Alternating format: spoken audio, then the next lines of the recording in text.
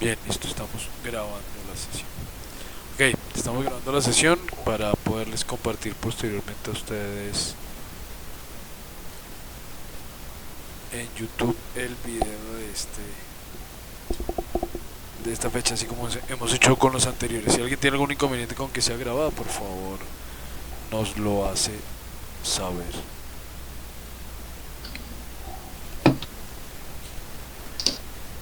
Bien, bueno, entonces retomemos.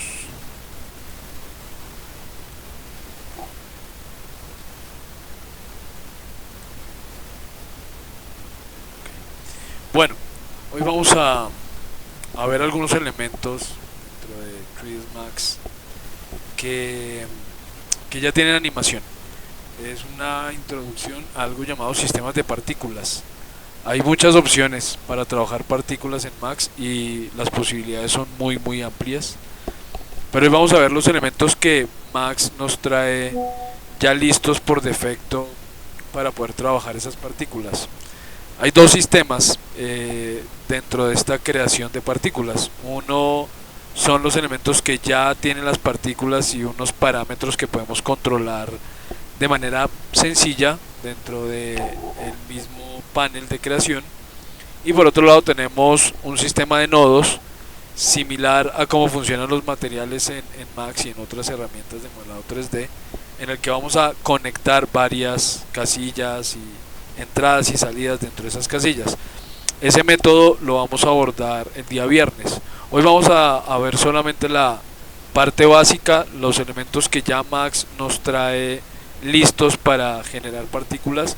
No los voy a mostrar todos, hay algunos que nunca he usado, nunca he probado, y pues con el sistema de partículas actual por nodos, pues digamos que se hace innecesario utilizar algunos de esos que les voy a mostrar, pero pues igual me parece útil que los veamos para que podamos hacer esa introducción y entender un poco mejor cómo funciona esto de las partículas. Entonces bien, para crear estos elementos, estos sistemas básicos, vamos a ir al panel crear dentro de nuestros paneles en Max, panel crear, primer panel, y dentro de las cajas de herramientas vamos a encontrar una caja llamada Particle Systems, los sistemas de partículas que él tiene preestablecidos. El primero de ellos se llama PF Source. Ese PF Source es justamente para crear ese sistema por nodos que les menciono, entonces ese no lo vamos a ver hoy, lo vamos a ver el día viernes junto con algunos plugins que nos ayudan a crear sistemas de partículas aún más complejos como TJ Flow y otros que existen. Entonces por ahora vamos a dejar este a un lado. Vámonos con el segundo que aparece dentro de este panel, que se llama Spray. Vamos a crear un spray y con esto explicamos algunos conceptos.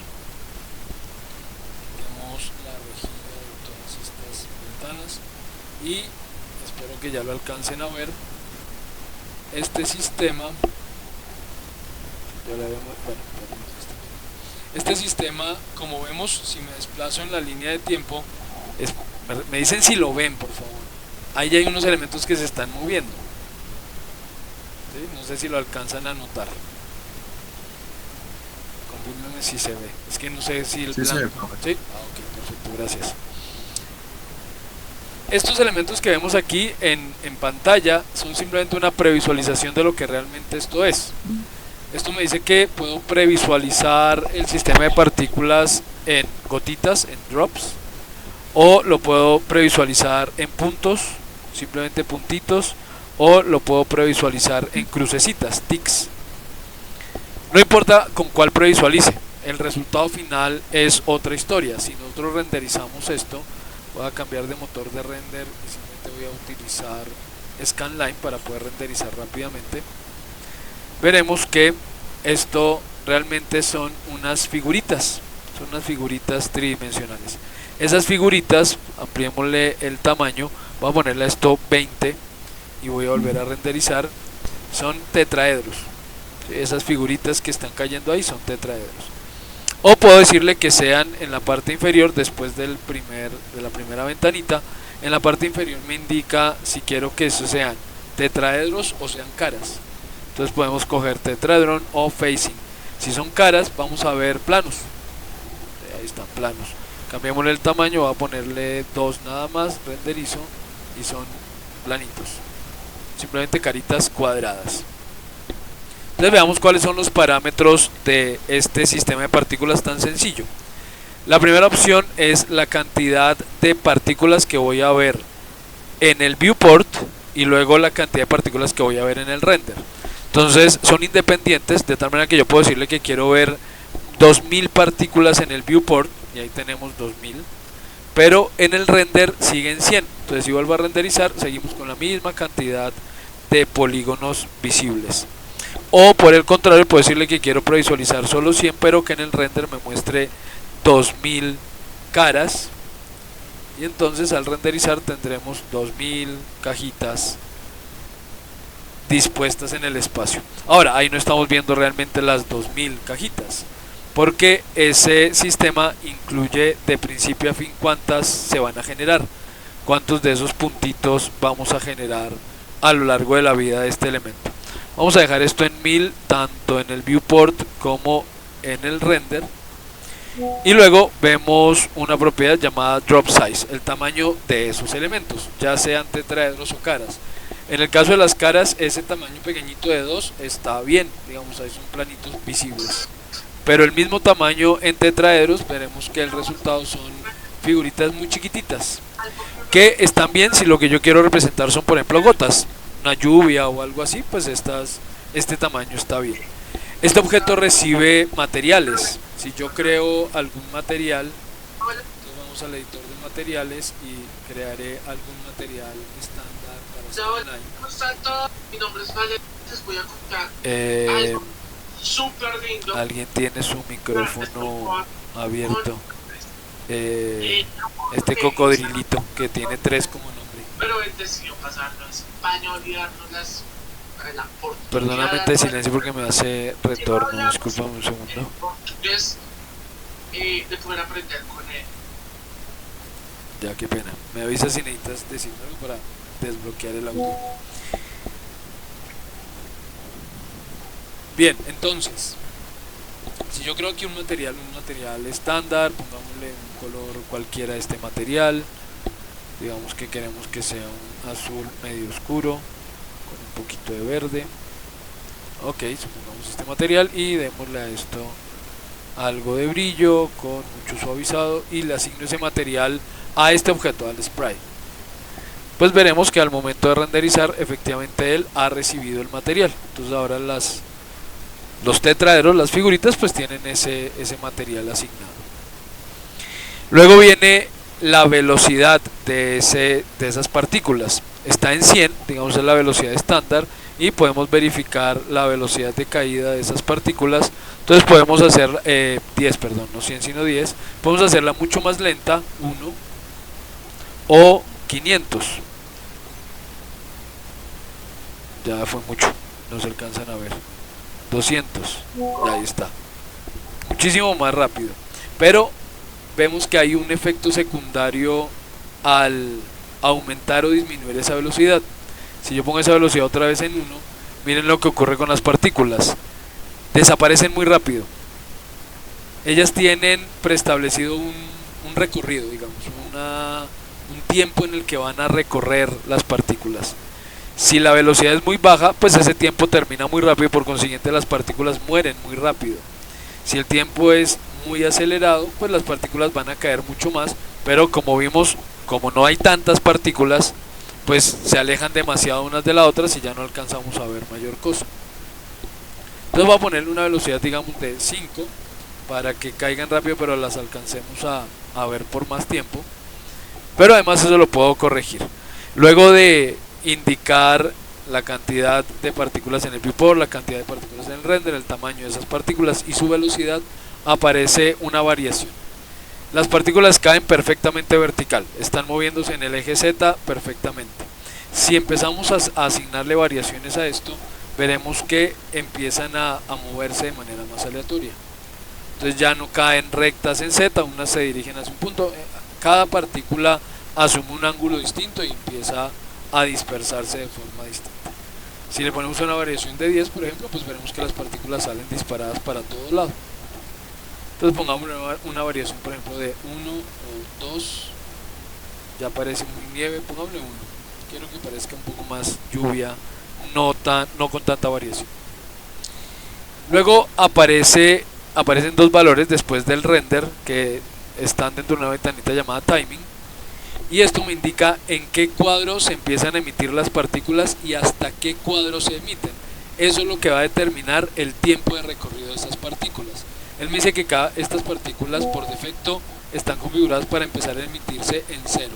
Entonces en este momento cero no hay absolutamente nada. Empezamos a mover la línea de tiempo y vemos que ahí empiezan a aparecer las partículas. Y como dice que tiene una vida de 30 cuadros, quiere decir que hasta el cuadro 30 llega cada partícula. Cada partícula sale, vive 30 cuadros y desaparece por completo. Por eso cuando la velocidad es muy baja, pues el espacio que recorre es muy corto, porque esos 30 cuadros que tiene de vida cada partícula solamente van a permitirle recorrer un pequeño espacio al tener muy baja velocidad. Si yo quiero aumentar eso, entonces quiero por ejemplo que la velocidad sea mucho más lenta, de 1, pero que las partículas duren mucho más tiempo, pues aumentamos su vida. Puedo decirle que quiero que esas partículas vivan hasta 100 cuadros. Entonces ya tenemos una caída más lenta, pero abarcan mucho más espacio porque cada partícula está durando 100 cuadros completos. Dejémosla en 200 cuadros y aquí tenemos una mayor caída. Voy a ponerle velocidad 2. Variación 1, eso está bien. Me dice que es constante la generación de las partículas y que todas las partículas, al tener este constant activo que está debajo de la vida, indica que cada partícula va a durar exactamente esos 200 cuadros, no más no menos. Si quitamos esto, algunas partículas van a desaparecer antes. Y ahora, ¿por qué no las mostró?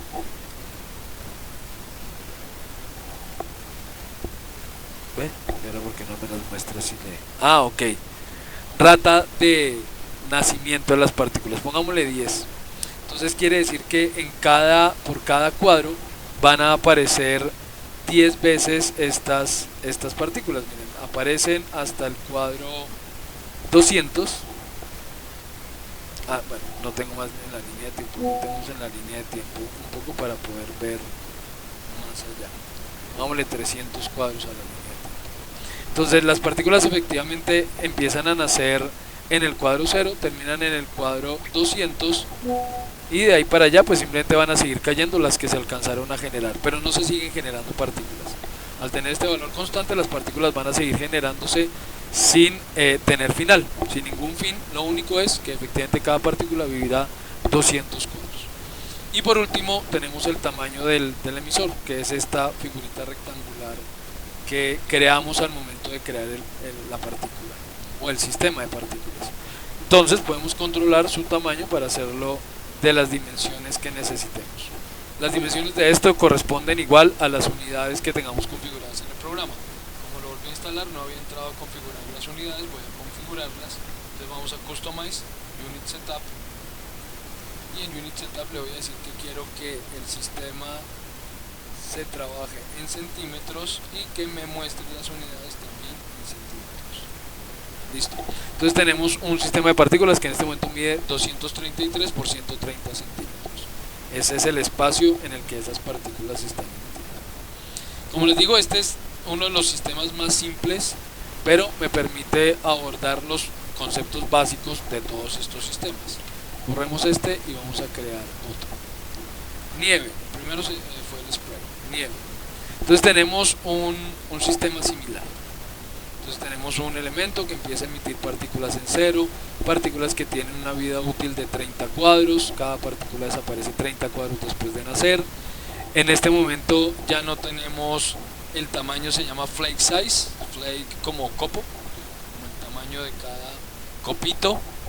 Estos son estrellitas por defecto, son estrellas de 6 puntas, si lo analizamos veremos que son estrellitas de 6 puntas lo que le está generando, pero igual que en el caso anterior también tenemos la posibilidad de decirle que no, que quiero que sean o triángulos o caras cuadradas. Entonces tenemos esas tres opciones: estrellas de 6 puntas, triángulos o caras cuadraditas. Vemos que tenemos parámetros similares a los del sprite. Cuántas partículas quiero ver en el viewport, cuántas quiero ver en el render, el tamaño. Dime. Por ahí hay un micrófono abierto, entonces no sé qué compañero es. Creo que es que yo lo silencio, pensé que lo silenciaba para todos. Es quien tiene el 3. Quien tiene el 3 en su. Permítanme un segundo.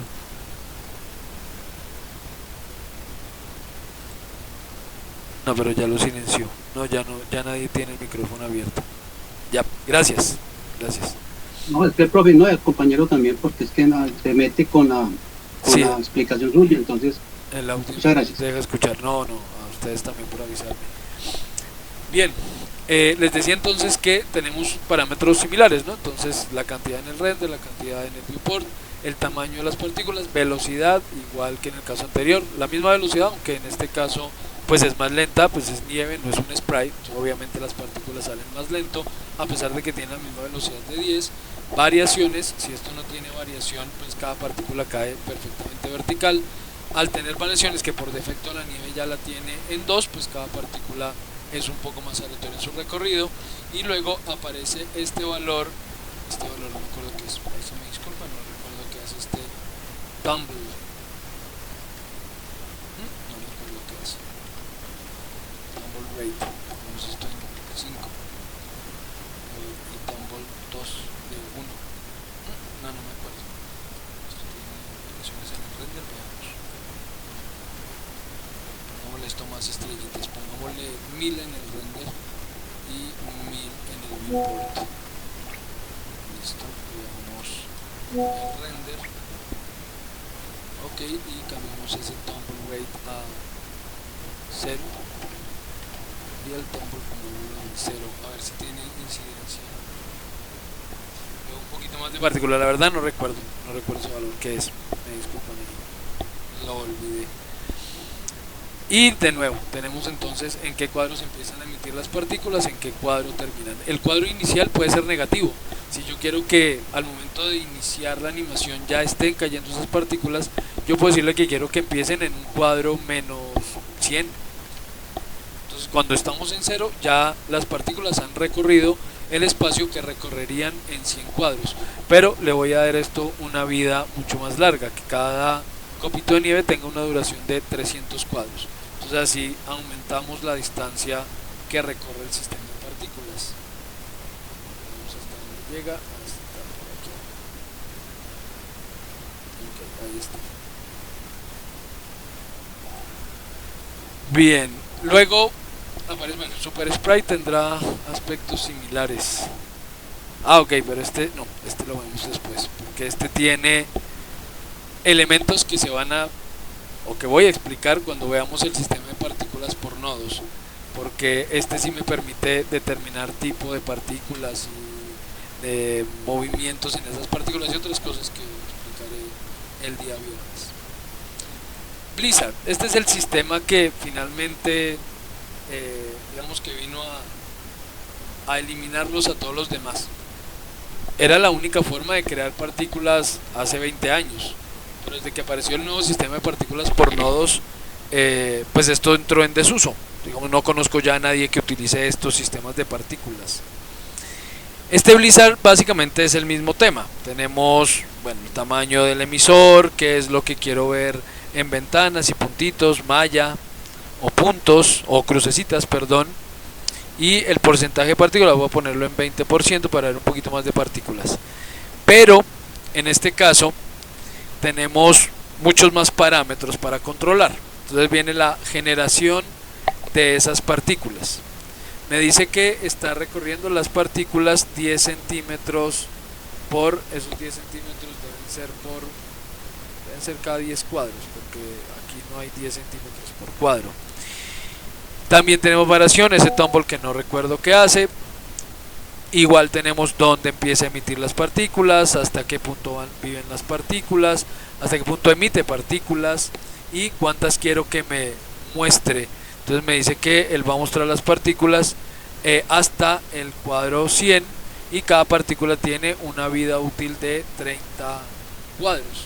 Entonces veremos que efectivamente en el cuadro 30 empiezan a desaparecer ya las partículas. Voy a darle una vida mucho más larga, otra vez 300,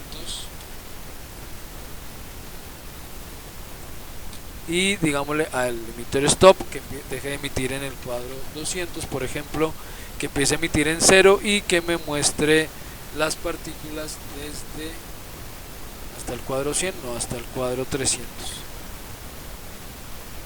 Listo, ahí está. Entonces tengo un emisor que empieza en 0, que emite partículas hasta el cuadro 200.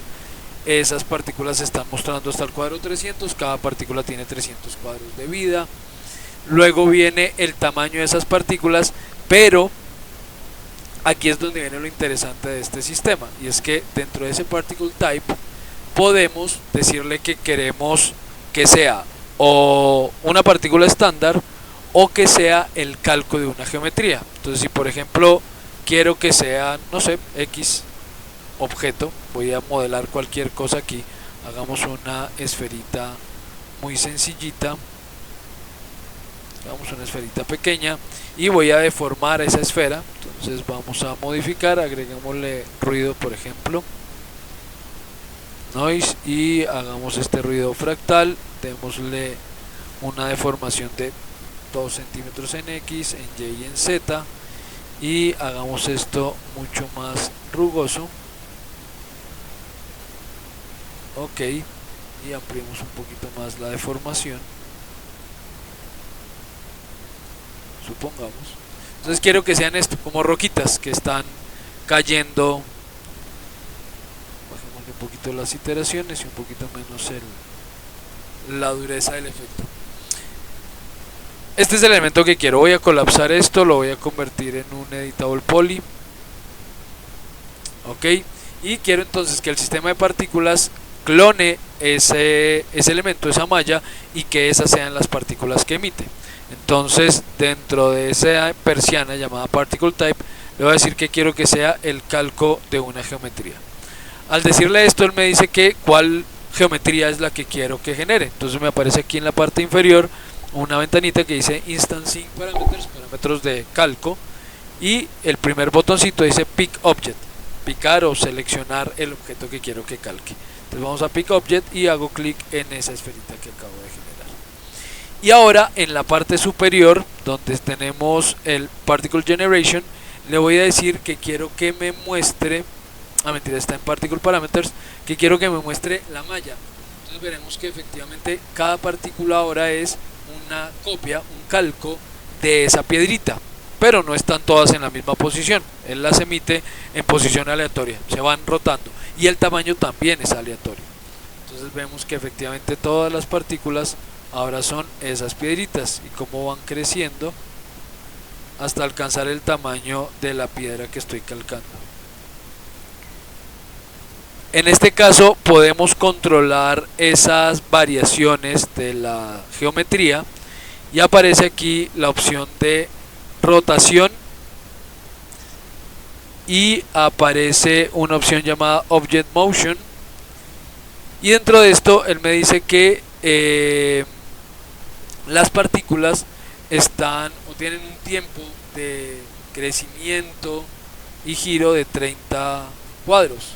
En los primeros 30 cuadros cada partícula nace, empieza a crecer, en el cuadro 30 ya esa partícula tiene el tamaño final y sigue una rotación digamos regular.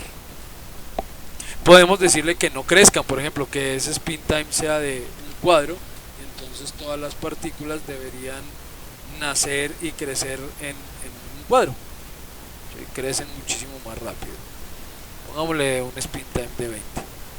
Y las variaciones son para variar el tamaño, creo que es esta, perdón, 20%.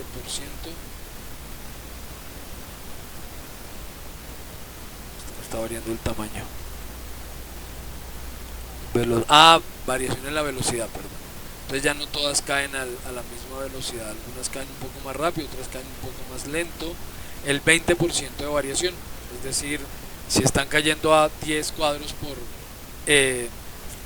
a 1 centímetro por segundo, por ejemplo, entonces empezarán a caer unas a 1 centímetro, otras a 0,8, a 8 milímetros, otras a 12 centímetros o a 1,2, perdón, centímetros por segundo, porque tiene variación en el tiempo de caída de esas partículas. Y por aquí que estoy buscando el de tamaño, ¿dónde está el de tamaño? Se me perdió el que controla el tamaño. Es que hay dos variaciones y no recuerdo cuál es esta. Aquí 0, 50%.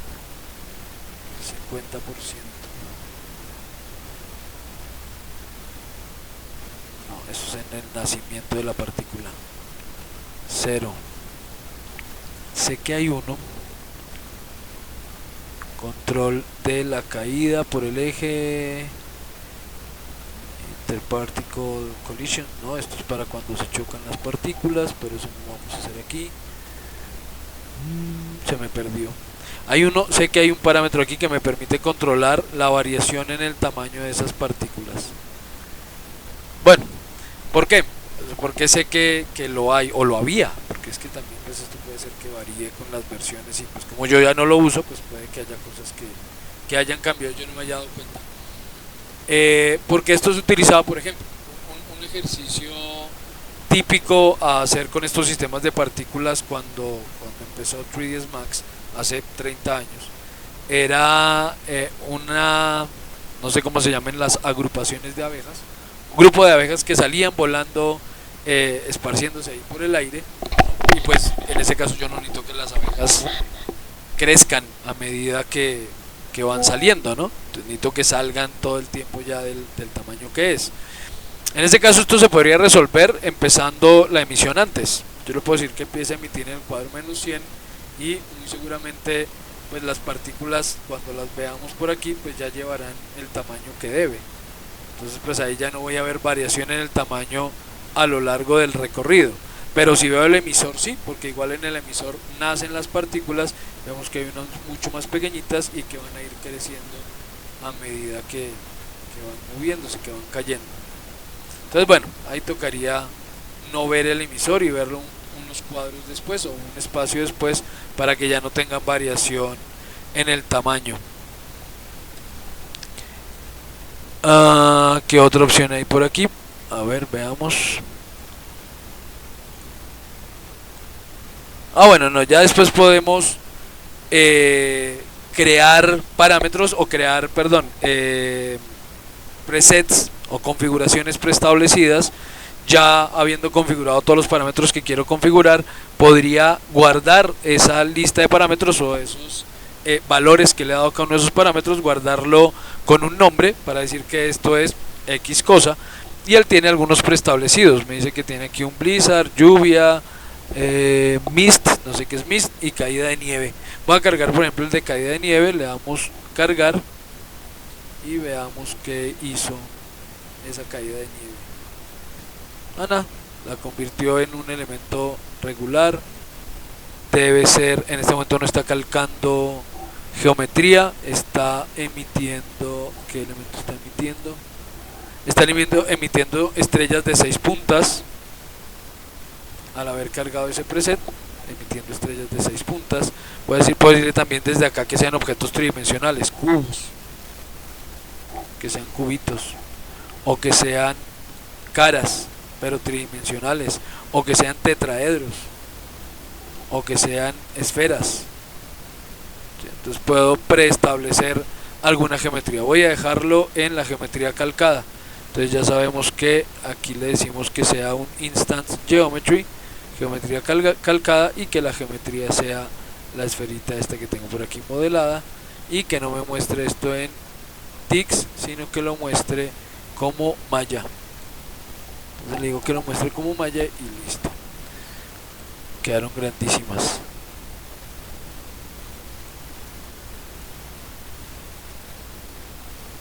Tamaño 5 centímetros, pongámosle 0,5. Listo. Ahí está.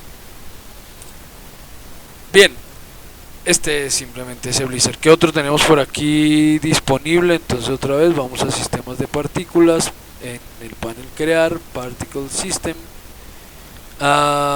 otro array, p-array, que es este elemento. En este caso el emisor vemos que es esa caja, y esa caja empieza a generar partículas dentro de ella. O sea, a diferencia de los sistemas anteriores donde las partículas salían despedidas y seguían un camino, en este caso este sistema lo que pretende es generar o llenar de partículas ese espacio que está ahí delimitado por esa caja. Tenemos parámetros similares a los de Blizzard, pero repito, el tema no es en este caso que las partículas salgan dispersas, sino que se acumulen dentro de ese espacio, igual que aparece luego el bCloud como nube, que va a permitir crear dentro de este espacio un elemento gaseoso. No sé si aquí lo alcancemos a ver en el render. No se alcanza a ver todavía nada. No tengo ningún objeto que esté emitiendo, que sea esta esferita. A ver si podemos verlas.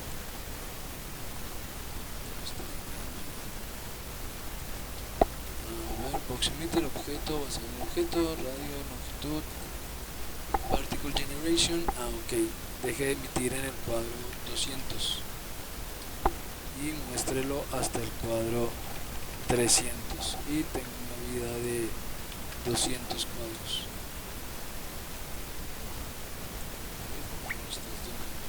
Debería irse llenando de objetos a medida que vamos configurando esto. No sé por ahí qué parámetro estará configurado en ceros. Variación 0, no. Objeto basado en un emisor. Ok, utilizar rata de cuadros. Empezar en 0, emitir hasta 200. Particle size, 5 centímetros. A ver si hay puntos que están muy pequeñas. Geometry. No sé por qué no me están llenando ese espacio. Debería ser eso, debería llenar ese espacio. Voy a revisarlo a ver qué parámetro me cambió y no lo estoy reconociendo para poder funcionar. Pero bueno, repito, esto realmente no lo vamos a usar, simplemente me permitía explicar algunos conceptos generales. ¿Qué es lo que sí vamos a utilizar con estos sistemas de partículas o los sistemas de partículas por nodos? Vamos a utilizar fuerzas. Entonces voy a utilizar el básico, vamos a usar este de nieve. Ok, quiero que sean muchos más. Voy a ver 5000 partículas y que empiece a emitirse en el cuadro menos 100 y se emita, cada partícula dure 300 cuadros. Listo, ahí tenemos nuestra caída de partículas. Entonces bien, lo vamos a enlazar con otro tipo de objetos. Existen varios tipos de objetos que pueden interactuar con esos sistemas de partículas para generar algún tipo de efectos. Uno de ellos son las fuerzas. Esas fuerzas están en el penúltimo panel dentro o subpanel dentro del panel crear. Para quienes no están tan familiarizados con Max, les recuerdo, a la derecha tenemos una serie de 6 paneles que son el panel crear, el panel modificar, el panel jerarquías, el panel movimiento, el panel mostrar y el panel de utilidades, y cada panel a su vez, o la mayoría de ellos, están divididos en pequeños subpaneles que tienen ciertas herramientas. El panel crear tiene el panel geometrías, el panel shapes, formas, el panel luces, el panel cámaras, el panel de ayudantes, el panel de espacios ondulados y el panel de sistemas. Dentro de espacios ondulados encontramos dos cajas de herramientas que vamos a utilizar en este caso: fuerzas y deflectores. Entonces empecemos con fuerzas. No todas ellas van a interactuar con los sistemas de partículas, pero hay un par de estas que sí. Una de ellas es el viento, wind. Entonces vamos a crear viento. Este lo voy a crear por la vista lateral. Me voy a ir a la izquierda y voy a crear el emisor de viento. Listo. Aquí lo tenemos en la vista superior. Lo voy a ubicar donde quiero que esté el viento. Por aquí. Aquí que esté un poquito más abajo. Bien. Entonces ya tenemos un sistema de partículas que está generando esos copitos de nieve a lo largo de la animación, y hay una fuerza llamada viento que por ahora no está interactuando con el objeto. Para que esto empiece a interactuar y veamos efecto alguno, tenemos que enlazar esos dos objetos, y esto se enlaza por medio de este icono que tenemos en la parte superior, el quinto iconito que aparece en la barra de herramientas, que se llama enlazar a espacios ondulados. Este bind to space warp, eso es como enlazar o unir a espacios ondulados. Esas fuerzas, como les mostré, las encontramos dentro del subpanel llamado espacios ondulados, el Space Warps.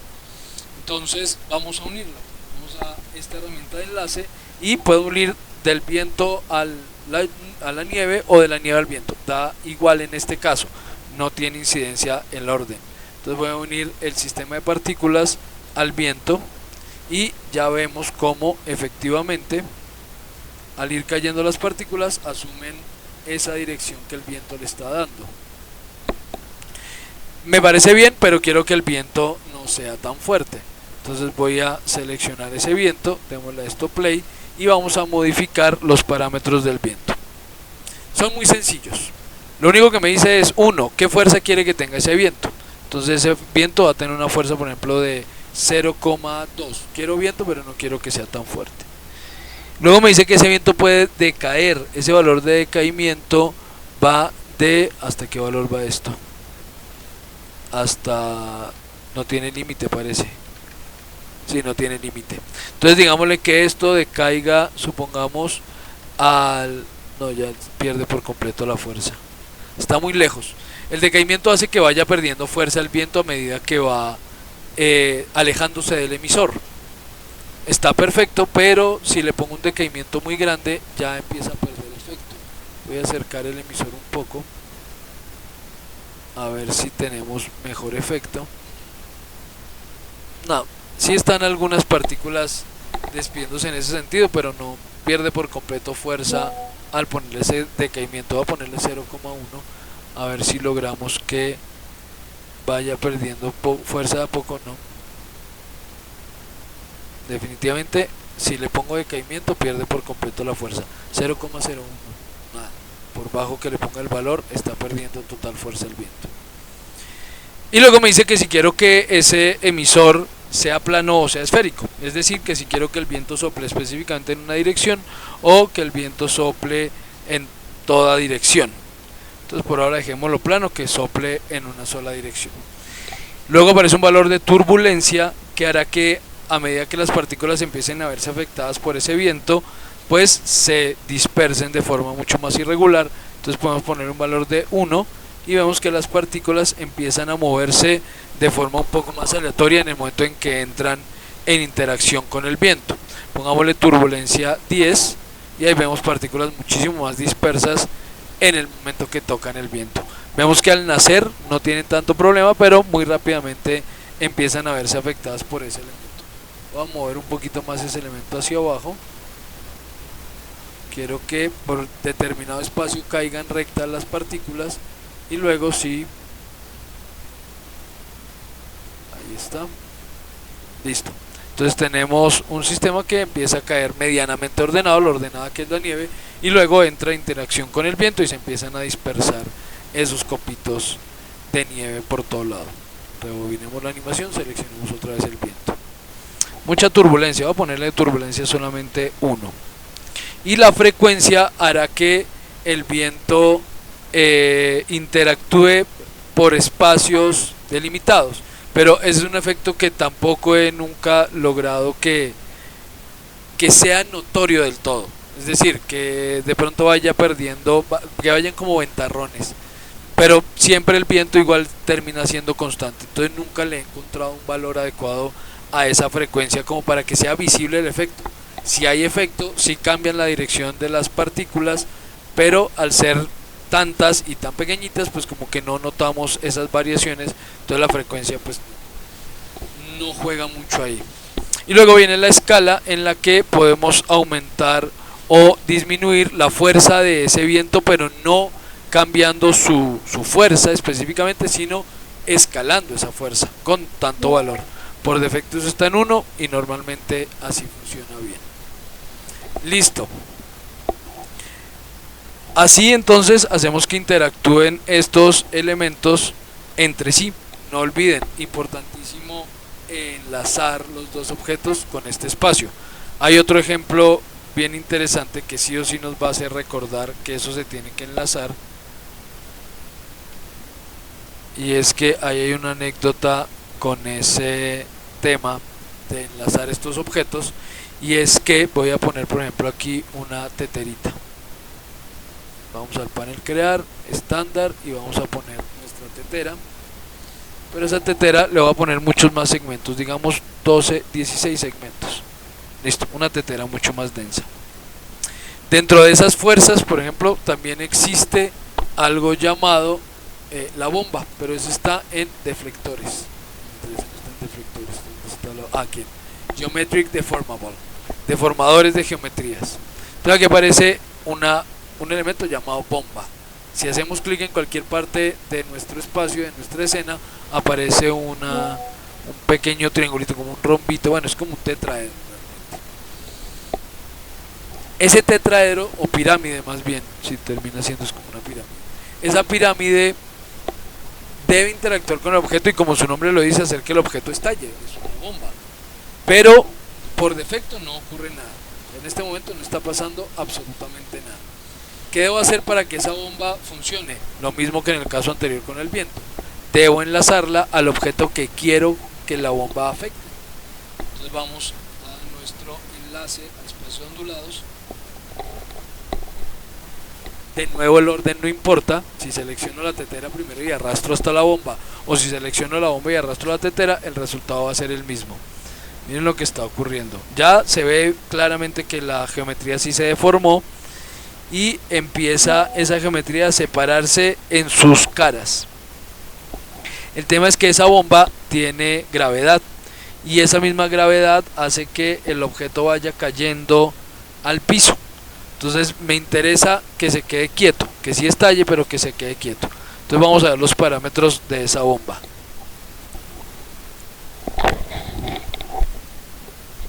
El primero que voy a modificar es justamente ese valor que hace que el objeto se vaya hacia abajo, se vaya para el piso, y es la gravedad. Eso está en una pequeña ventanita que dice aquí general, y ahí está la gravedad, que está en 1. Ese 1 es la gravedad de escala 1. La gravedad es de casi 10 metros por segundo al cuadrado, ¿no? Esa es la velocidad de la aceleración de la gravedad. Esto representa ese valor, este 1 representa ese valor. Pero si le ponemos 0, entonces veremos que la tetera ya no se va a ir para el piso, pero sí empieza a deformarse la geometría. Ahí está. Voy a alargar mucho más la cantidad de cuadros, voy a poner esto en 1000 cuadros para que podamos ver la interacción completa del objeto con la bomba. Upa, no le di a aceptar, perdón. 1000, 1, 2, 3. Ok, listo, ahora sí. Entonces miren lo que está ocurriendo. Es súper ordenada la explosión, ¿sí? Es esférica, es radiada. Entonces pues la vemos muy ordenadita y todas las caras van saliendo en orden. Ahí está. Todas las caras se van expandiendo o van desplazándose en el espacio muy ordenaditas. Eso lo podemos controlar. La anécdota que les iba a mencionar es que en el 98 tal vez vinieron a hacer lanzamiento de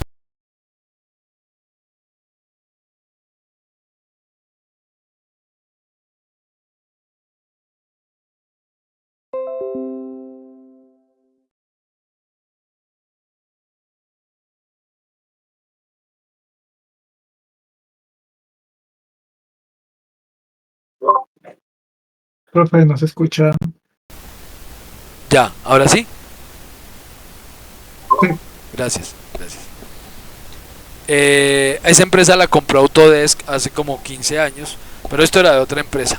En aquel momento entonces esta empresa, para lanzar su versión 2, envían a una persona de allá de Estados Unidos, y él nos está mostrando lo que viene con esa versión 2 de Max, y nos quería mostrar esta bomba y no le funcionaba, y pues era porque se le estaba olvidando enlazarla al objeto. Algo muy simple, pero pues a cualquiera le puede pasar.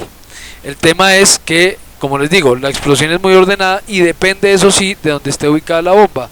Si llevo la bomba más al centro del objeto, pues vemos que el objeto se empieza a separar del centro hacia afuera. Ahí está el efecto de esa explosión. Pero entonces vamos a alterar eso. Vamos a decirle que queremos que el caos, que está después de la gravedad que deje en cero, el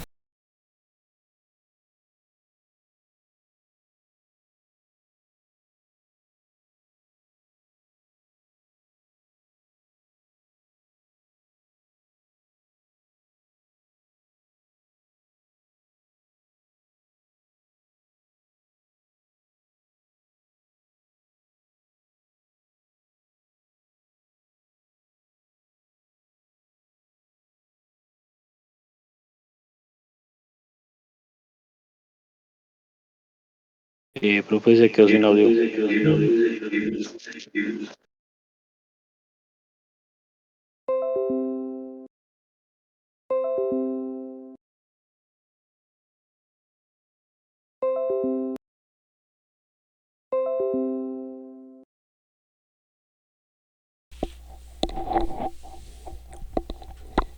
Sí.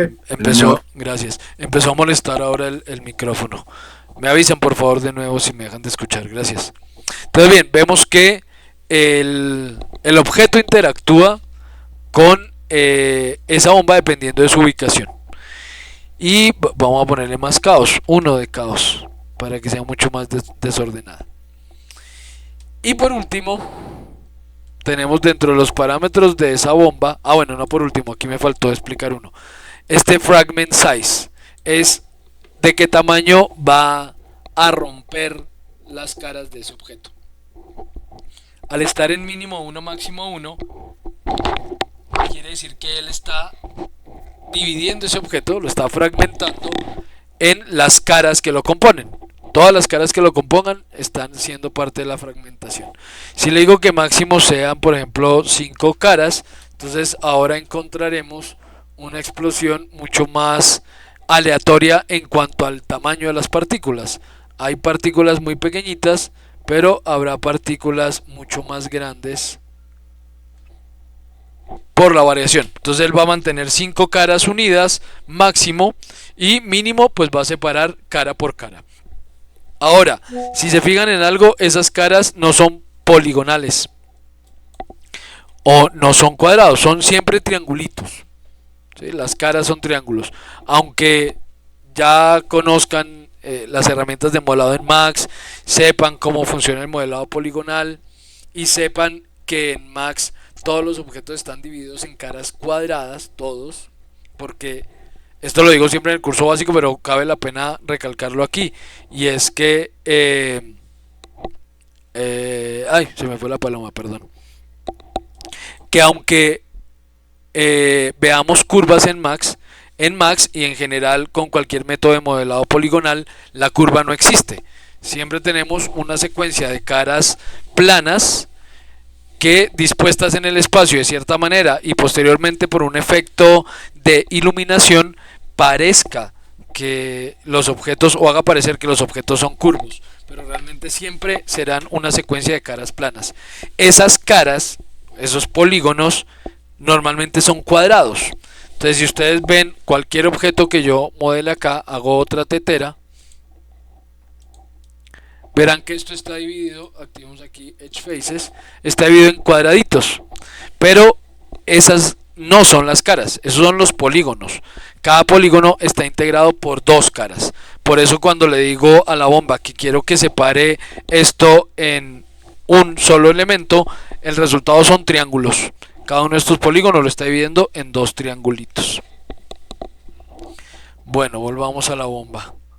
Esta ya seleccionarla aquí es complicado, entonces seleccionémosla dentro de nuestro selector por nombre.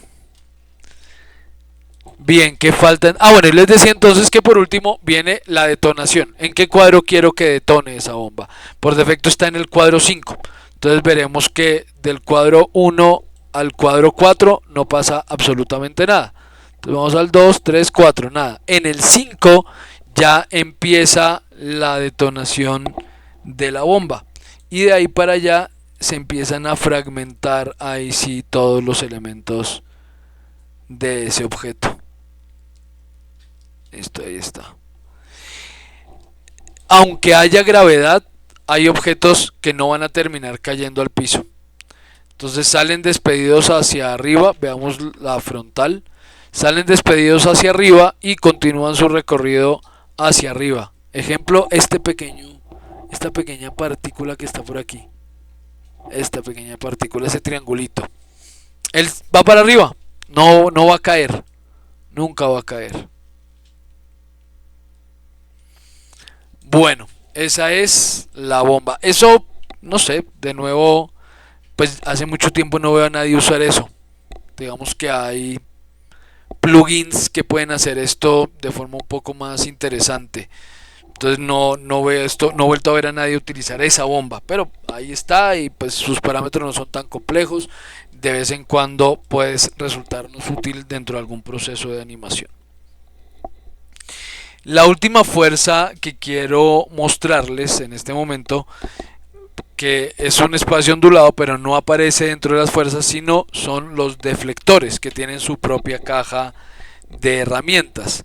Hay varios deflectores, pero todos estos que dicen P, S o U, todos estos interactúan cuando creamos nuestro sistema por partículas. Pueden interactuar con un sistema simple, pero es mucho más complejo lograr los resultados esperados. Entonces los deflectores los utilizaremos cuando veamos ese sistema de partículas por nodos. Pero el básico, el que dice solo deflector, sí funciona aquí. Entonces voy a crear nuestras partículas. Supongamos que en este caso quiero un sprite. Y desde la vista superior vamos a crear ese emisor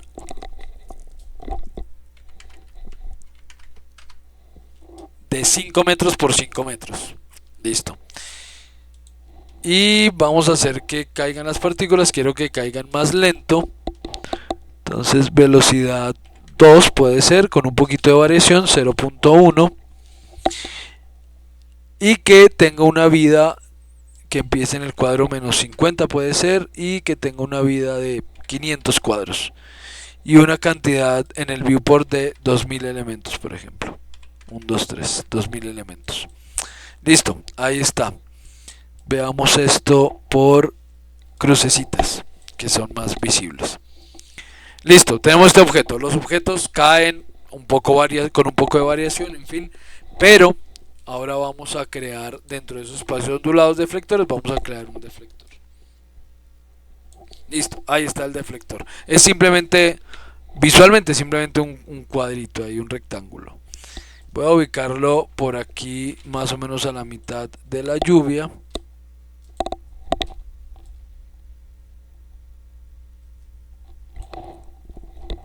Listo, por aquí, a esta altura, y ubiquémoslo un poco más hacia la esquina. Ok, ¿qué es lo que va a ocurrir entonces? Por ahora no está ocurriendo nada. Vemos que las partículas pasan por el deflector sin ningún problema. Pero vamos a enlazarlo. Entonces enlacemos del deflector al sprite. ¿Qué va a ocurrir entonces ahora? Las partículas, al tocar ese elemento, las que lo toquen, las que no lo toquen no va a pasar nada extraño, pero las que lo toquen van a salir o van a rebotar hacia el lado opuesto con un problema. Miren esta partícula de aquí, no sé si la alcancen a ver. Este pequeño puntito al que me estoy acercando y alejando, este de por aquí. Veremos que empieza a caer y cuando toca el deflector sale disparada hacia arriba. Pero no vuelve a caer. Ese sí es un serio problema. Las partículas sí, al chocar con el deflector, salen disparadas hacia el lado opuesto de choque, pero no tienen más movimiento, es decir, no van a volver a caer, no les va a volver a afectar nada. Entonces el deflector es interesante, pero hay que aprender a jugar con posiblemente varios de ellos. Si quiero hacer una animación, qué sé yo, soltaron una caja llena de pelotas y empiezan a rebotar por el espacio, sería una herramienta muy interesante, muy útil, pero tendríamos que poner varios deflectores y que interactúe con varios deflectores, porque solo con un piso pues los objetos no van a empezar a rebotar unos contra otros, simplemente van a salir disparados hacia el lado opuesto del emisor y ya. Hasta aquí alguna pregunta, algún comentario.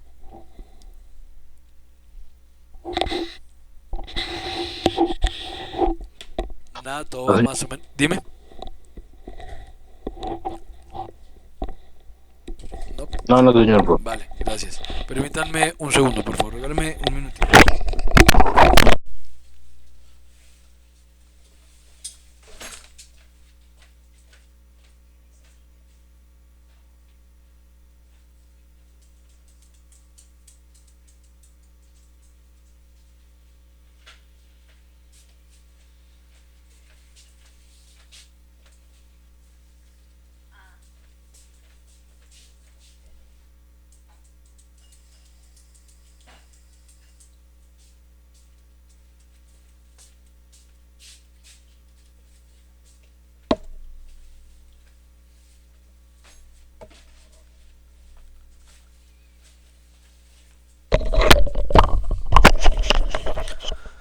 Listo, ya estoy otra vez aquí con ustedes.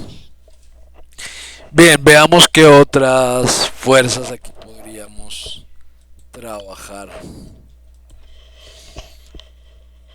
Vórtices, motores. Estas push, motor, drag, esas no van a interactuar con estos sistemas de partículas, sino con objetos. Esas las vemos después porque tengo que alistar algunos modelos que me permitan mostrarles de forma mucho más práctica cómo funcionan.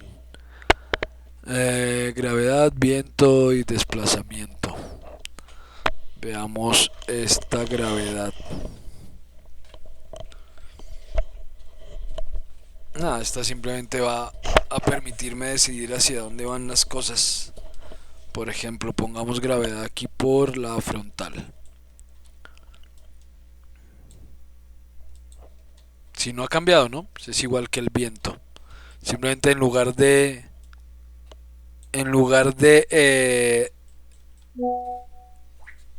rechazar el objeto, de hacer que salga hacia el lado opuesto, lo va a atraer. Pues es lo que normalmente hacía, ¿no?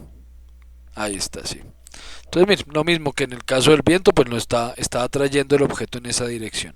Entonces cambia la dirección de la gravedad normal, que es hacia abajo, en Z, y pues la redirecciona. Y simplemente tiene fuerza. Entonces va a decirle que la fuerza sea de 0,1. Entonces así el objeto no va a irse en esa dirección tan rápido. Veamos esto por la izquierda. Ahí está. Ahí está. Todos los objetos empiezan a seguir esa dirección. Son muy simples. Son fuerzas muy sencillas con las que podemos trabajar. Aunque repito, pues ya normalmente esto no se utiliza así. Bueno, por cierto, hay una... Es que no sé cómo hacer con esto. Me gustaría que utilizáramos TJ Flow para la próxima sesión, pero TJ Flow tiene costo. Porque quiero mostrarles ese plugin. Pues se los muestro, pero si ustedes no lo tienen, no tiene mucho sentido. Entonces, pues yo les voy a pasar a ustedes un torrent para que lo puedan descargar e instalar para que lo probemos. Porque es una herramienta muy, muy, muy interesante para hacer partículas. Y no solamente para hacer elementos animados, sino porque integra muchos otros elementos. El tema es que la versión gratuita, bueno, podríamos probar lo que nos deje la versión gratuita, pero sí tiene varias restricciones. Y restricciones que pues nos van a dificultar hacer algunos ejercicios.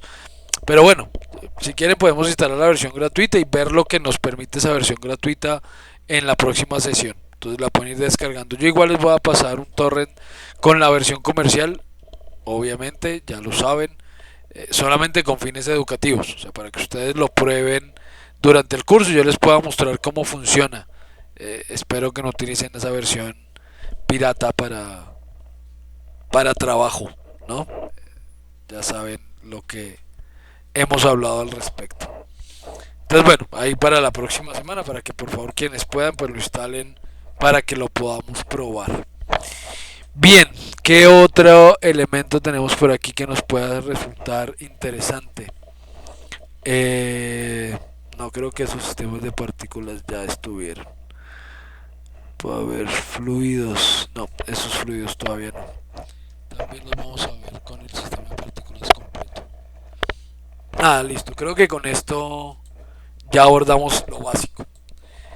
El resto les voy a mostrar de nuevo como introducción, pero lo vamos a hacer a fondo la sesión del viernes. Es, como les decía, el sistema de partículas por nodos. Y ese sistema de partículas por nodos funciona algo así. Y es lo mismo que vamos a ver si trabajamos con TJ Flow. Es un método de este tipo. En este caso también esto simplemente emite partículas igual que los demás, pero su control, miren, aquí va a salir un chorrito de partículas. Miren, ahí está. Sale un chorrito de partículas. Y tiene parámetros muy parecidos, pero esos parámetros ya no los controlamos dentro del panel de creación de esas partículas, sino que los modificamos desde aquí. Entonces tiene, como les digo, parámetros similares. Aquí está en qué momento nacen las partículas, en qué momento se detienen, cuántas partículas, pero hay muchos más elementos que podemos controlar e integrar. Todo lo que ustedes ven aquí abajo son elementos y herramientas dispuestas para trabajar con esas partículas. Y al instalar TJ Flow vamos a encontrar algo similar, pero con aún más opciones para poder trabajar. Entonces la intención, la próxima sesión será mostrarles los más comunes. No los conozco todos. Los más comunes, tanto los que trae Max por defecto como los que integra al instalar ese plugin. Entonces esto lo vamos a hacer el día viernes. Pero quería mostrarles pues este sistema que está ahí y trabajaremos luego. Bien, aparte de esto, otro elemento u otro método que vamos a utilizar y vamos a empezar a integrar en unos ejercicios que iremos trabajando en las próximas sesiones son las fuerzas, o más que fuerzas, son los efectos de masa que nos ofrece Max. Entonces vamos a integrar esos dos objetos. ¿Cómo funcionan los efectos de masa en Max? Voy a hacer un ejemplo muy simple. Vamos a hacer aquí un plano. Hagamos aquí un pequeño plano. ¿En qué vista estoy? Sí, en la superior. Ok, y una esferita. Ok, ubicamos esta esfera más o menos al centro. Vámonos por la vista frontal y ubiquemos esta esfera por aquí arriba.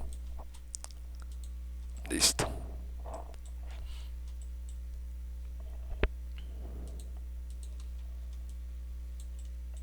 Bien, listo. Por defecto, los objetos en Max, los objetos simples, no tienen ningún tipo ni de animación ni de configuración física real.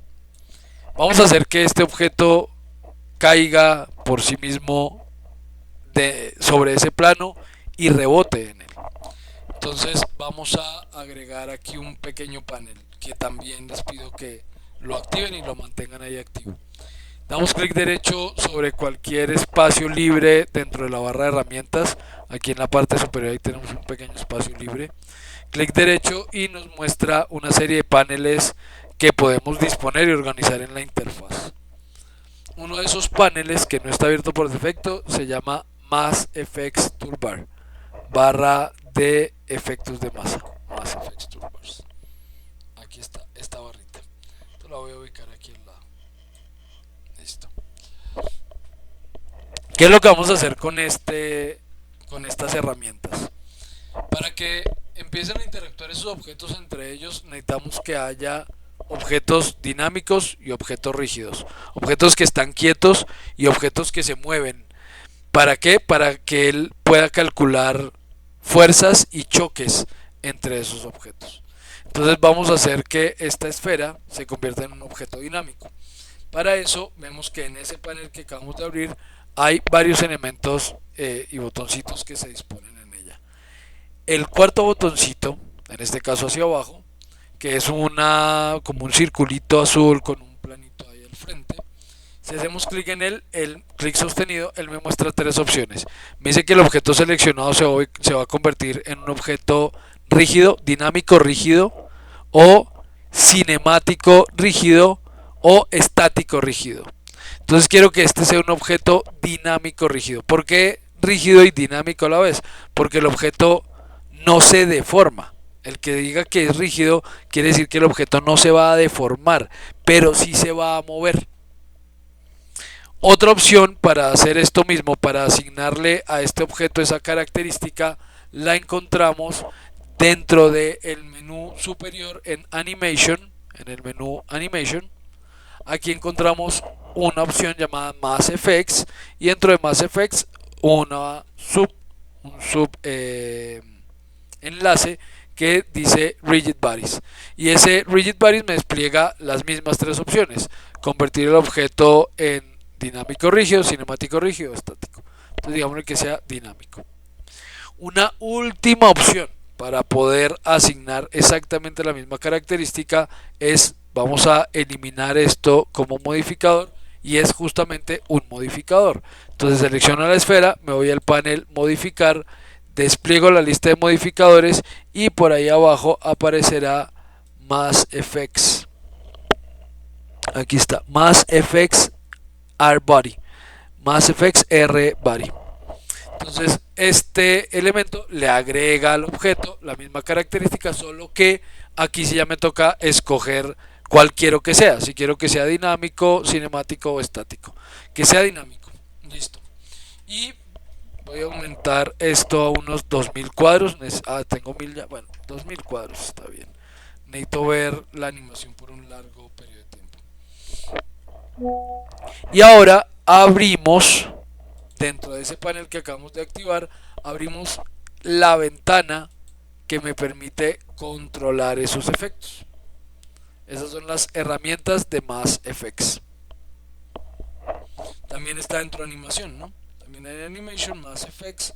Aquí está la barrita Show Mass Effects Tools, aquí en Utilities dentro de Mass Effects en animación. Cualquiera de esas dos. Aquí podemos configurar varias cosas que todavía no vamos a configurar. Como les digo, esto lo vamos a integrar con los sistemas de partículas para obtener pues un resultado complejo en animación. Entonces no vamos a explicarlos todos en este momento, pero por ahora vamos a ir al segundo panel dentro de esa barra, y este es el panel de simulación, y vamos a ver qué ocurre. Simplemente le voy a dar play con el botoncito que está ahí. Listo, ahí está. Esa fue la animación que él obtuvo. Cayó, rebotó una vez y volvió a caer. Listo. Ya tenemos interacción entre esos dos elementos. Perdón, me enredé. Pero no es que la esfera esté interactuando con el plano, para nada.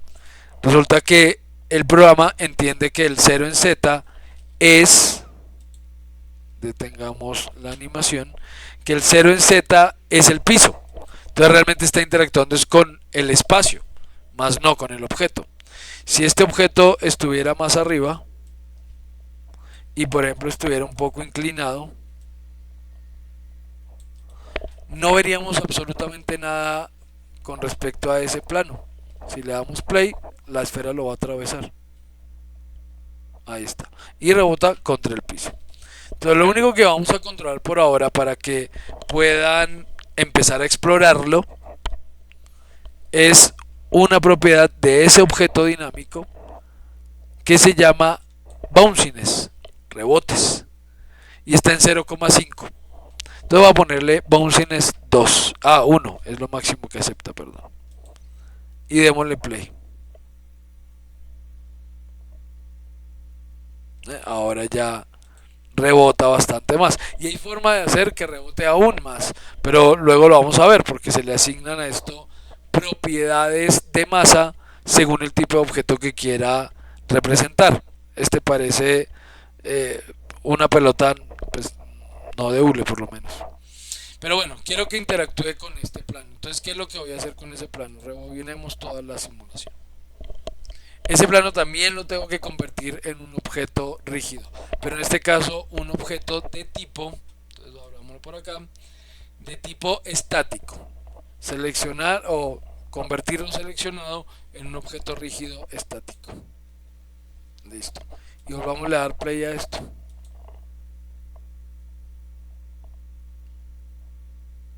Miren cómo ahora sí interactúa efectivamente con el plano. Sí, ahí está. Y contra el piso, ¿no? Al final cae en el piso y se queda en el piso.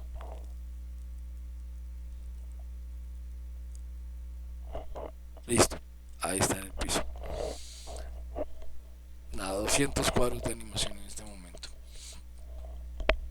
Entonces vamos a trabajar con esto. Dentro de estos elementos de Mass Effect también vamos a trabajar con telas y con varios objetos de los que están ahí en Mass Effect. Son muchas opciones las que tiene y se las voy a mostrar. Preguntas con respecto a este Mass Effect, entendiendo obviamente que falta explicar muchas cosas, pero quiero que lo vayan explorando igual que el sistema de partículas, para que cuando avancemos a partir de la próxima sesión en ambos temas, pues los conceptos generales sean claros. ¿Alguna pregunta con respecto a ese Mass Effect?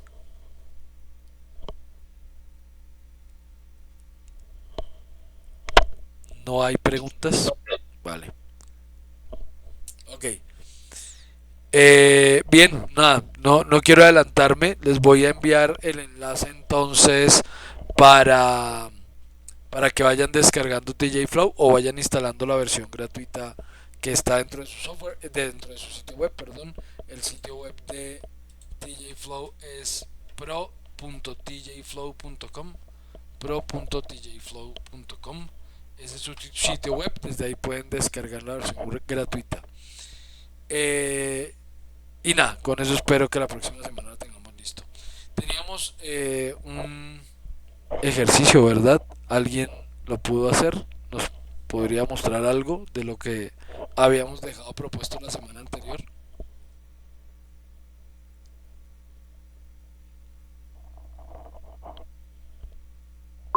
Profe, yo hice algo, pues ahí como por curiosidad, pero usted podría, por ejemplo, en Maya, de un segundo. Voy a dejar de compartir aquí. María, bájele, estoy en clase.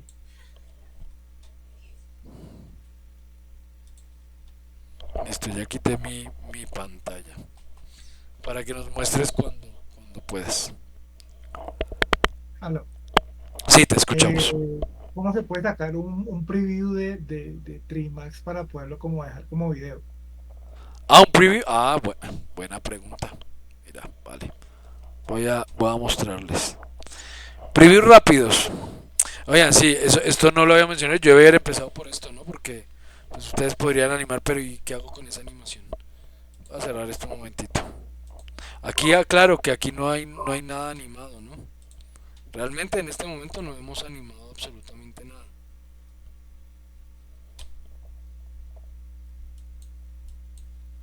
Listo. Detengamos ya la simulación. Miren, si yo en este momento le doy play a esto, aquí todavía no hay ninguna animación. Ahí está corriendo la línea de tiempo y nada ha pasado. Luego les voy a explicar cómo se hace. Pero entonces, es más, me toca aquí hacerlo ya porque si no voy a tener que mostrarles.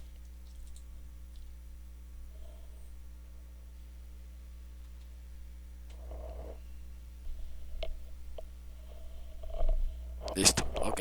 Entonces ahora sí tenemos una animación hecha. Que llega hasta el cuadro 100. Entonces quiero previsualizar o quiero exportar esos 100 cuadros. Ah, pero les voy a compartir pantalla porque no les estoy compartiendo pantalla. Listo. Ya tengo animación. Ah, se perdieron. Quedó en el video grabado. Lo que es ver igual se los voy a explicar después. Entonces, para poder crear una previsualización de esa animación, aquí hay dos opciones. La primera de ellas es renderizar la escena. Entonces me voy a ir aquí a las opciones de render, a la teterita que tiene el piñón, y vamos a configurar esto en función de las animaciones. Por defecto Max está configurado para renderizar un cuadro. ¿Sí? Entonces la primera opción que nos aparece cuando entramos a las opciones de render, el primer parámetro que podemos controlar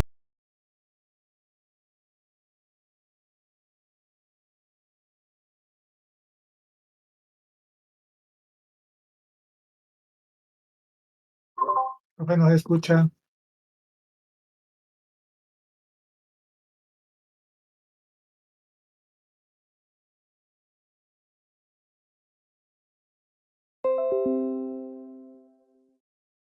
Gracias. Puede arreglar todo el resto en el equipo, pero como que la entrada de micrófono sí se quedó fallando. Bueno, entonces les decía que lo primero que me aparece cuando entro a las opciones de configuración del render es la salida de tiempo, el time output, que es lo que voy a renderizar. Entonces la primera opción es single, que es como está por defecto, y es que él, cuando le digo que renderice, renderiza un solo cuadro. La segunda opción es active time segments, es decir, todos los segmentos que tenga activos en la línea de tiempo. En este momento tengo la línea de tiempo configurada en 1000 cuadros, entonces renderizaría los 1000 cuadros.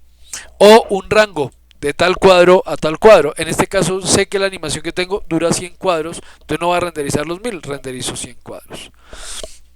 Luego viene el número base para cada archivo que él va creando.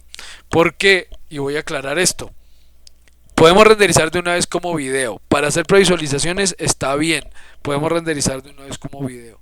Pero el producto final jamás va a poder salir como video de 3ds Max. Porque una simple razón, él no tiene, Max no integra varios codificadores de video, integra solo 3 codificadores de video, bueno, por lo menos así era hasta hace un par de años, no sé en esta versión 2024 que es la que estoy usando en este momento, no sé si hayan integrado algún otro codificador, ya lo veremos, pero por defecto tenía 3 que era el iJuv, Video 1 y bueno, había otro que no recuerdo, había otro que no recuerdo. Si no tienen ni idea de video, el tema del codificador de video hace referencia a una herramienta que permite, como su nombre lo dice, y perdón la redundancia, pero codifica esa secuencia de video para que pueda ser interpretada como un archivo de video. Eso se encarga de determinar aspectos de color, determinar aspectos de velocidad de reproducción de ese video, de calidad en la imagen. Configura varios parámetros ese codificador de video y no son buenos. Entonces finalmente cuando uno ya tiene la animación hecha, lo que normalmente va a hacer es exportar una secuencia de imágenes. Dependiendo de lo que vaya a hacer con esas imágenes y del método de edición que vaya a utilizar para el video, puedo hacer que sean o determinar que sean JPGs, lo cual no me da ninguna libertad en la edición. Simplemente voy a montar y pues el color y otras cosas ya como quedaron, quedaron. O sea, sí puedo colorizar después con una herramienta de colorización de video, pero me refiero a que la imagen no me está proporcionando más allá que el color del píxel.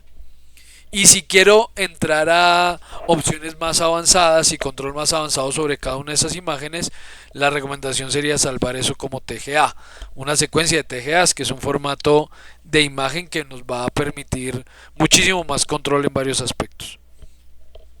Pero bueno, el tema es, como quiero una previsualización, voy a renderizar como video. Entonces él me dice, ¿y qué es lo que...? Ah, bueno, aquí vienen los parámetros ya que creo que todos ya los conocerán. ¿Qué es lo que voy a renderizar? Si todo o solamente lo seleccionado, una región que renderice todo.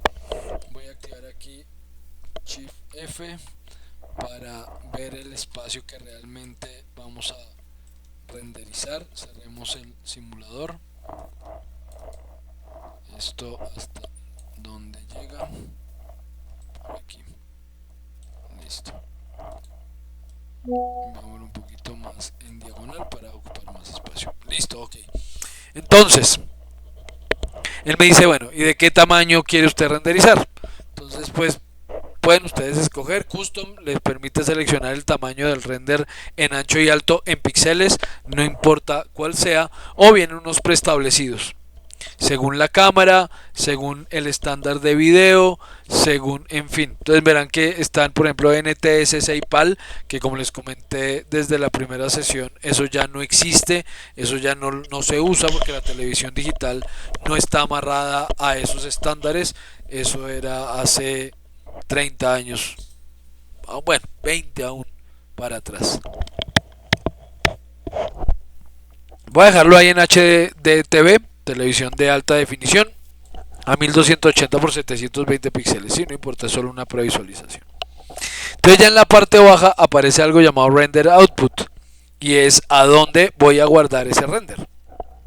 Entonces activamos el render output, damos a clic en files y él me permite guardar, primero ponerle un nombre a ese archivo, entonces esto que se llame pelota 02 por ejemplo, y luego me pregunta en qué formato lo quiero guardar.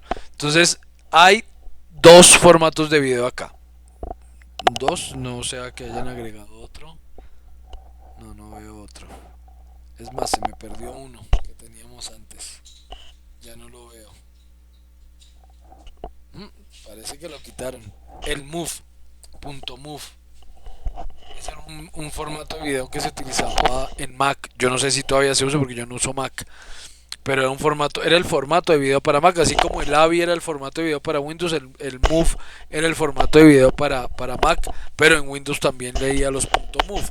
Y Mac nos dejaba renderizar en ese formato, pero ya no lo veo. Parece que lo quitaron. Entonces en este caso me quedo solo con uno: Bitrate Image TIFF, Targa, RPF, RLA, SGI, PNG, JPG. Todos estos son imágenes de OpenX, Encapsulate, Cineon. Todos son imágenes menos AVI. Entonces voy a decir que lo guarde como AVI. ¿Y en qué carpeta? Entonces voy a guardarlo en nuestra carpeta. Vamos aquí a trabajo y escena y 2024 y complementaria y 3ds Max y animación. Listo, guardar. Y ahí es donde viene el tema: compresor de video, codificador de video. ¿Cuál codec voy a utilizar? No, siguen los mismos. Le agregaron uno, el MGPG, bueno, MJPG. Ese formato no lo había visto antes, o nunca lo he usado al menos. Entonces estos tres eran los que normalmente daba: el codec, el IUF que les decía, el DV Video Encoder y el Microsoft Video 1. Podemos probar, igual el render va a ser muy rápido. Calidad, me dice que 100 es la mejor. Voy a ponerle esto más calidad, no me deja. Ok, no me dejó ponerle más calidad y le damos ok. Entonces ya va a guardar esa secuencia como AVI. Sería una opción para poder hacer un preview muy rápido de lo que estamos haciendo. Ya, aquí se pueden configurar otros parámetros para renderizar en red y enviar notificaciones y bueno. Pero nada, con esto tenemos. Entonces renderizamos. Va a quedar eso sí con fondo negro.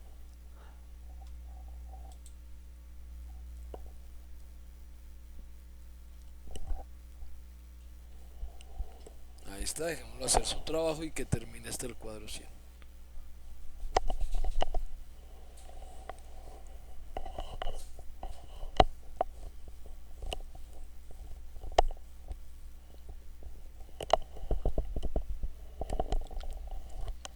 Listo.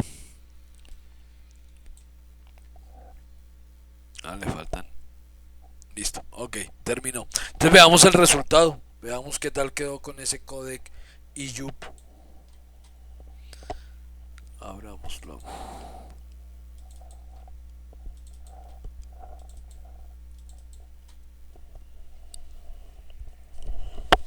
No, aquí está, pelota.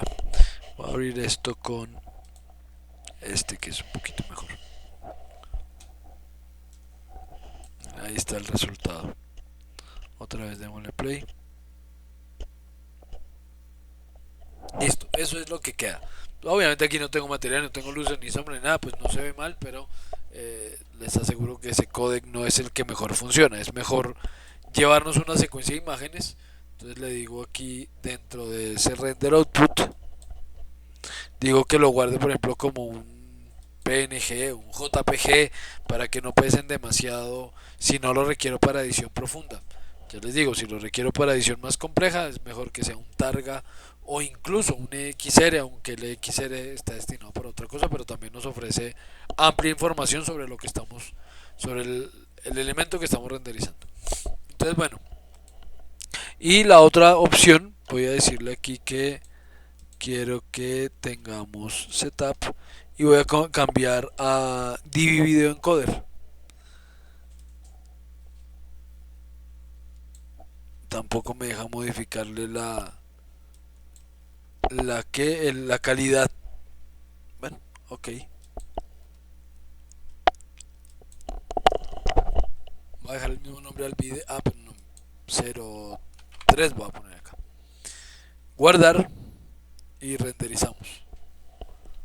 Vamos a ver la misma cosa, pero quiero comparar la calidad de video entre uno y otro.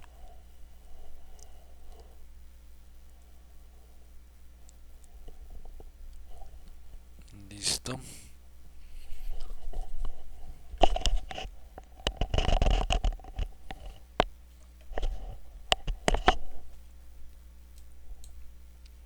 A ver, dejemos que termine y veamos. Comparemos esos dos por ahora.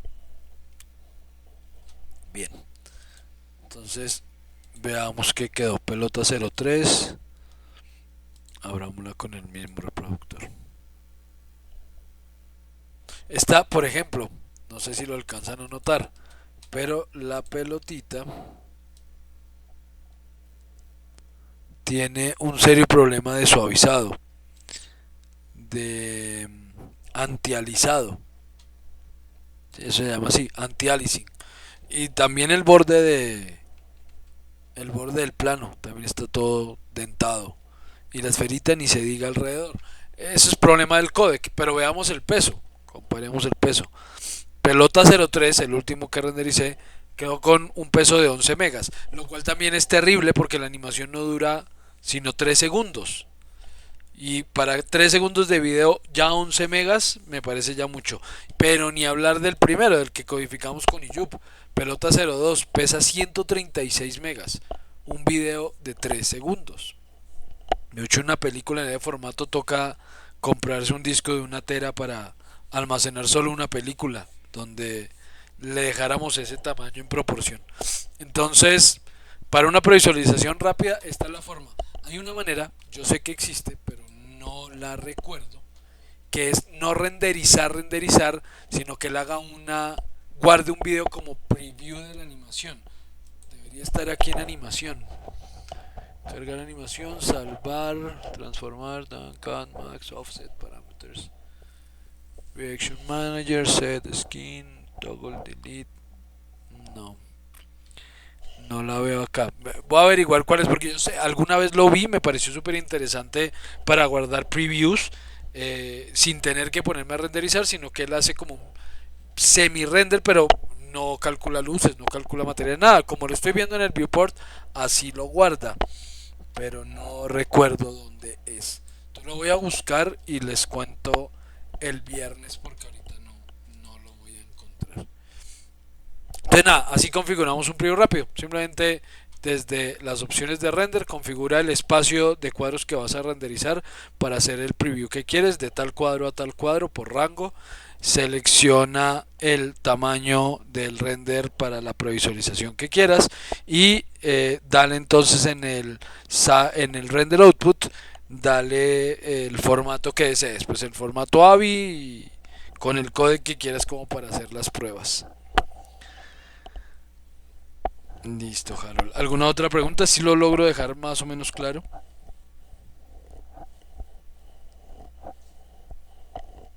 Si es ese tipo de preview que quieres, algo así. No, pues ahí pensé que había otro que no fuera a sacar el render directamente.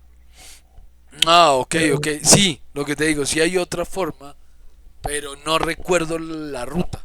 Pero sí hay una forma de decirle a él que queremos guardar esa previsualización. Pero me toca buscarla, pues no me acuerdo dónde está. Pero sí la hay.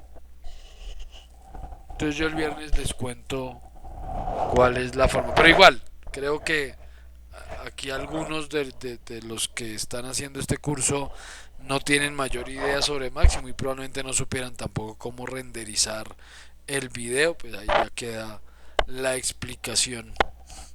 ok. Bien, ¿alguna otra pregunta antes de finalizar la sesión de hoy? Bueno, Bueno, ya lo renderizo y lo envío por el chat, ¿listo? por favor, sí, me interesaría ver el ejercicio para que lo veamos todos, por favor. Vale. Gracias, Harold.